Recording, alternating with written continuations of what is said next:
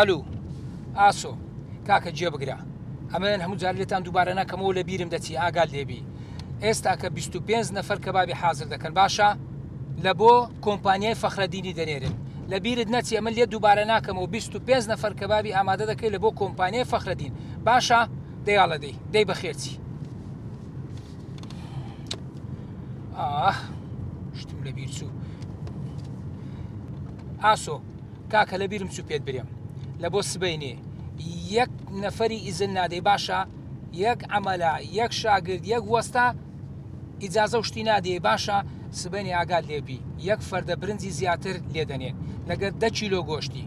بابە مەپرسە لۆچیە کاچی من سبەینی ئەمە دەبی شیو لە بۆ تازیەکی بکەین ئەو تازیێش ئەمە نابی شەرمەزاربی دەبی شیوەکی باشیانەوە بکەین بەس ئەوە لەبیر نەچی کاکە لە کاتی شیوتێکردنەکەی زۆری تێمەکەن باشە با ئیستیفادەکی هەبی باش لۆ دووبارە نەکەمەوە دەیاڵە دەی ئەمن لە بیرم دەچی ها شەرمەزارم نەکەی دەی بەخێرچی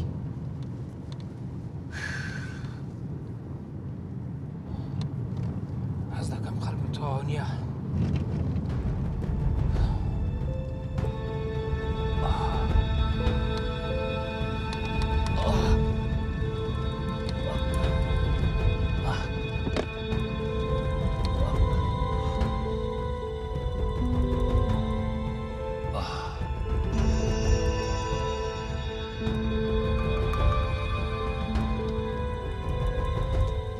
فتح الله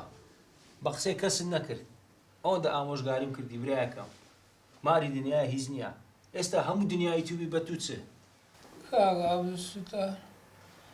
بەزە جارە چاپمەوە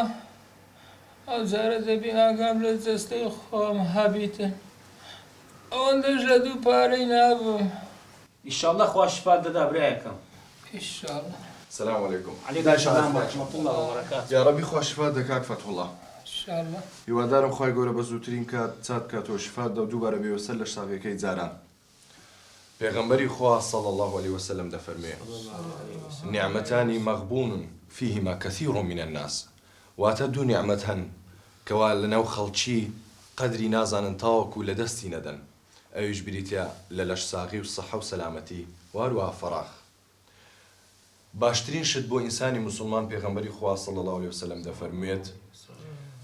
بۆ ئینسانی ئیماندار لەشساغی باشترە لە ماڵ و سامان و پارە جا بۆیە هیوادارم ئەو لەشساغەیەکەوە خوای گەورە بەخشیوێتی بە زۆربەمان قەدری بزانین ئەو یەکێکە لە نعمەتەکان تاوەکو لە دەستی نەدەیت نازانیت چ شتێکت لە دەست داوە ئەو لەشە کەوا ئەوەندە ماندوویت ئەو مێشکە کەوا ئەوەندە پێوەی مەشغۆڵی بە هەزار شتەوە تاوەکو لە دەستی نەدەی نازانیت سینامەتێکە خوای گەورە لە تۆی سندۆتەوە ئەو قاچێکەوە تۆ هەتا خوای گەورە دوو قاچی پێداوی بە ساغ و سەلامەتی ئاواتی زۆر کەسی بێ قاچە ئەو دەستێکەوە تۆ هەتا ئاواتی زۆر کەسی بێدەسە چاوت مێشکت زۆر شتی ترکەوە تەندروستی خوای گەورە بە تۆی بەخشیوەتە ئێستا قەدری نازانی تاوەکو ڕۆژێک ڕێک بە نەخۆشخانە دەکەوێت دەبینی ئەو هەموو نەخۆشەی لێیە جا تۆزی بیر لە خۆت دەکەیتەوە بۆیە تاوەکو درەنگ نەبوو نیعمەتی ئەو لەش ساغی خۆت بزانە پێغەمبەری خوددا صلی الله علیه وسلم لە شەو نوێش قاچەکانی هەموودا ئاوسا ئەوەندە ڕادەوەستا پاشە لایان پرسی خوای گەورە لە گوناحی پێش و پاشوت خۆش بووە تو بۆچی ئەوەندە نوێژە عیبادەت دەکەی قاچەکانت ئاوسا و تۆزی ئیسراحەت بکە بەڵام فەرمووی ئەفەلا ئەکون عەبدان شەکوورا ئەی پێویست ناکە من بەندەیەکی سوپاسگوزارم لەسەر ئەو نیعمەتانەی کە خوای گەورە بەمنی بەخشیوە هەر کەسێک لێ پرسی دەربارەی سەر و سیحەت و سەلامەتی یەکسەر سپاسی خوا کە بڵێ باشم تەنانەت ئەو قسەیەش مەکە بڵێ بە ناشکری نەبێ بەس ئەوها ئەو قسەی مەکە تەنانەت ئەوەش ناشکریە ئەو جەستەی تۆ کە بە ساغ و سەلامەتی خوای گەورە پێی بەخشیوی ئەوە ئەمانەتێکە خوای گەورە لە ڕۆژی قیامەت پرسیار لێکە کەەوە ئەو تەندروستی و لەش ساغێت چی لێ کرد چۆن بەکارت هێنا کە خوای گەورە پێی بەخشیوی ئایا بۆ عیبادەت و شکرانە بژێری ئەو بوو یاخود بۆ کاری خراپ و بۆ کاری بێسەروبەر دەجێڕنەوە کوردێکی خۆمان یەکێک لە تازیرەکان داواتی یەکێک لە کەسە بەناوبانگەکان بوو لە وڵاتی ئوردن تازیرێکی زۆر گەورە بوو تەنانەت خاوەنی چەندین فندوق و شەریکە بوو لە بەریتانیا ئیدی حەفلەی کچەکەی بوو کچەکەی بەشوەدا بانجی کرد بانجە و تازیرە کوردەش کرد کە یەکێک لە برادرە نزیکەکانی مێزێکی گەورە بۆ فێ مەفتوحێکی گەورە بۆ هەموو میوانەکان کرابوو ئەو تازیرە گەورە سەر و سیحەتی باش نەبوو لەسەر کورسی بوو تەنانەت دکتۆرەکان یەک لقمەی گۆشتیان لێ مەمنوع کردبوو لە هەمان کاتدا خاوەنی ملیارها دۆلار بوو ئیدی ئەو تازیرە کوردی خۆشمان لە کاتی داوەتەکە